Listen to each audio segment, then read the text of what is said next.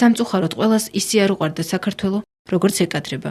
ამ სიტყვებით დაასრულა სიცოცხლე მუხრან მაჭავარიანმა. 91 წლის პოეტი გუშინ რუსთაველის თეატრის სცენაზე, პოეტ ფრიდონ ხალვაშის იუბილეზე ლექსის კითხვისას გარდაიცვალა.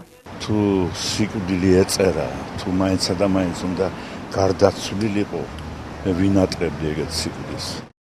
მუხრან მაჭავარიანი 1929 წლის 12 აპრილს საჩხერის რაიონში, სოფელ არგვეთაში დაიბადა.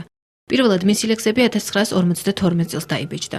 იყო ერთადერთი ქართველი პოეტი, ვისაც პოეზიის რაინდის წოდება ჰქონდა. ძალიან ემოციური ადამიანი იყო, ეს მის პოეზიაში ჩანდა ეს ემოცია და ალბათ ზუსტად ამ ემოციამ სძლია. ერთი ესეთი სტროფი აქვს.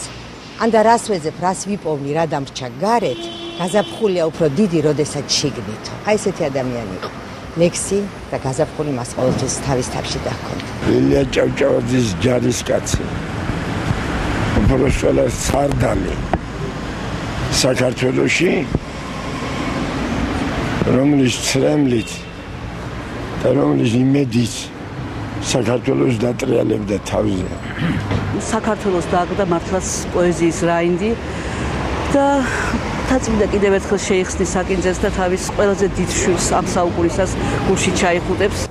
მუხრან მაჭავარიანის შემოქმედების მოყვარული ამიერიდან პოეტის გასახსენებლად ალბათ მთაწმინდის პანთეონში ივლიან. უკვე დახურული პანთეონი მუხრან მაჭავარიანისთვის გაიხსნა.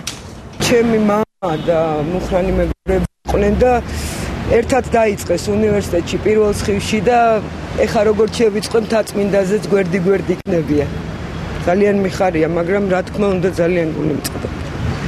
პოეტს შაბათს სწორედ აქ ნუდარ დუმბაძესა და იაკობ ნიკოლაძეს შორის დაკრძალავენ. მისი პოეზიის მოყვარულებს კი სახსოვრად მუხრან მაჭავარიანის უამრავი ლექსი და სატელევიზიო არქივებში შემონახული ჩანაწერები დარჩებათ. ქართული ქართველთმენა ღმერთია, ბედისწერა.